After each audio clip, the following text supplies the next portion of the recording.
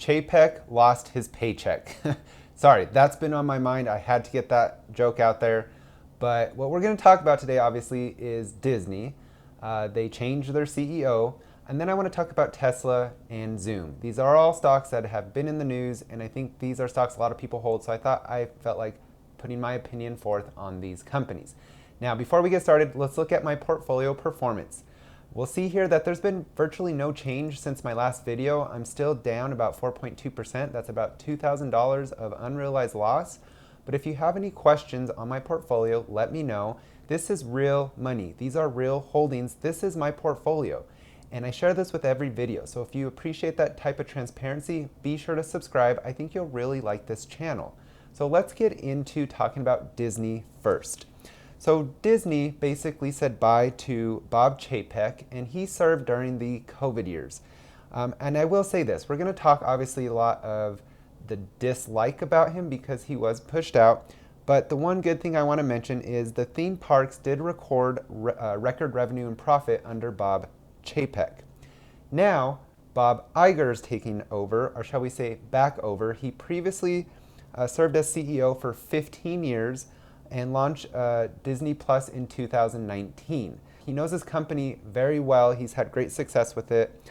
So I think to kind of keep this simplified, I'm going to say old Bob Chapek and new Bob Iger, just because I think that'll be easy for us to follow along. It helps me too, actually.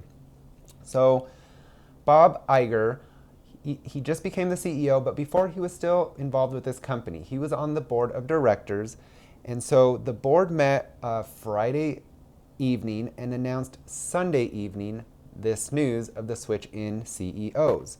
And the stock has reacted positively. Shall we say investors reacted positively as the stock is up 6% on Monday, which is today. I'll probably release this video in another day or two. So we'll see how the stock continues to react. But as of now, it's positive.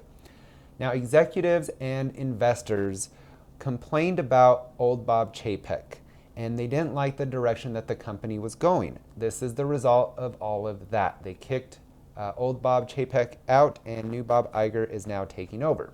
In fact, the CFO, Christine McCarthy, expressed a lack of confidence with old Bob Chapek. And she didn't like that there was deteriorating earnings, that their losses have doubled to $1.5 billion. And I will say that's mostly with Disney Plus. That streaming service is losing this company money. The shares are also down 40% year to date. So let's take a look at their stock chart just real quick. This is a 5-year stock chart. And yes, it is in the red. So if you invested 5 years ago, you're down about 5%. As well as old Bob Chapek had clashes with the state of Florida, which is where their business is, right? They have Disney World in Florida. And I'd say that's one of their more popular destinations. The California one is okay, but it's the Disney World one that people strive to go to because it's bigger and I think it has a lot more. I haven't been to Disney World, just Disneyland, but I do want to go and plan on making a trip there probably within the next couple years. So new Bob Iger is back in the CEO seat and he signed a 2-year term.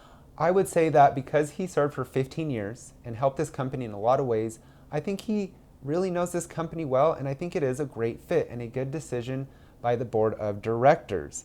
And investors obviously showed confidence in this move by the stock price going up 6% on Monday. So a lot of people are calling this the boomerang CEO effect because a lot of other companies will bring back an old, well-known CEO, and a popular one was Steve Jobs with Apple. And a lot of the times this kind of helps them to get back on track, and it doesn't always work though, but I think it will in Disney's case. So new Bob Iger, he is going to slow losses with their streaming service, and he's going to do that by cutting costs, therefore restoring profitability. And if you're an investor, that's exactly what you want. You want the financials to strengthen. Because of this, I will note, because this used to be a stock with dividend investors, but when COVID hit, they cut the dividend out, so they don't pay one. But maybe this is a chance for the dividend in a couple years to come back once this company starts really increasing its profitability and getting rid of those losses. So that's just something I want to mention, that it might someday again be a dividend stock. Now, streaming is expensive, and Netflix is really the only streaming company that has been profitable. But Disney has the recipe to succeed. They just need a good leader to cook up those profits.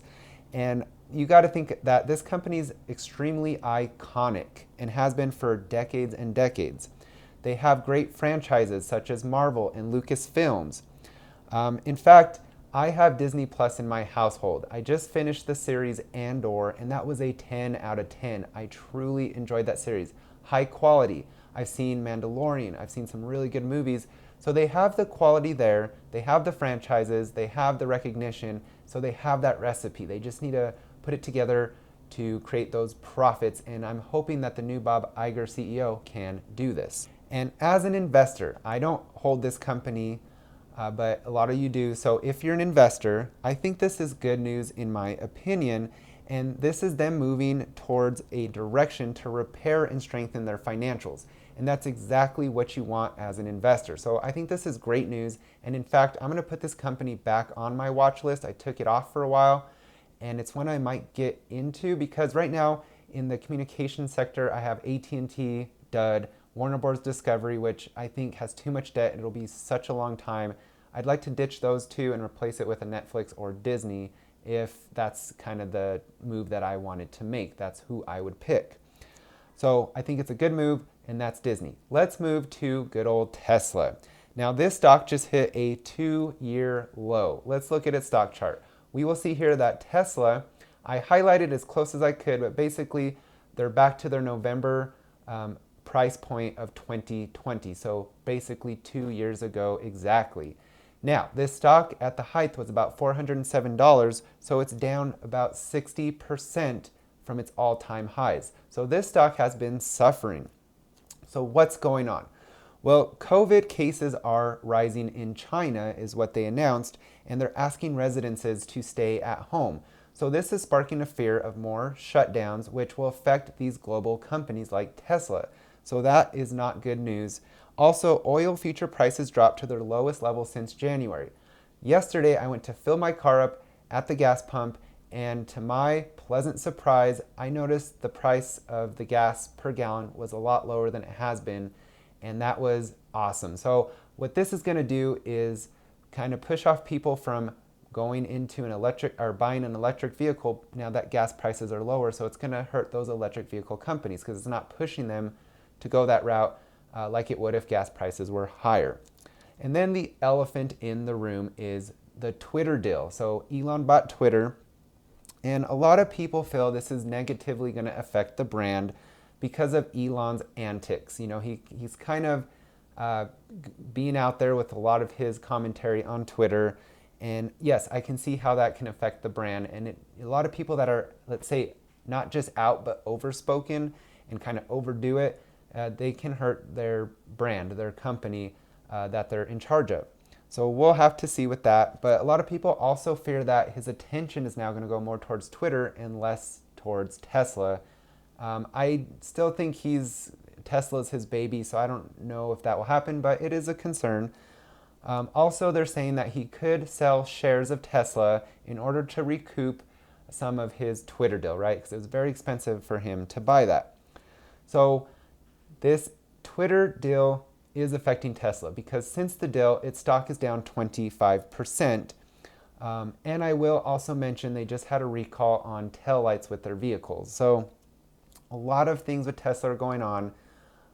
You know, I said in a prior video that I would probably start looking into Tesla when it falls below $200 a share. So now that it's hit that, I'm going to be looking at this company closely and seeing if I want to get in and when. And I'll be sure to share that with you guys once I come up with my updated kind of analysis on Tesla and when I'll buy in.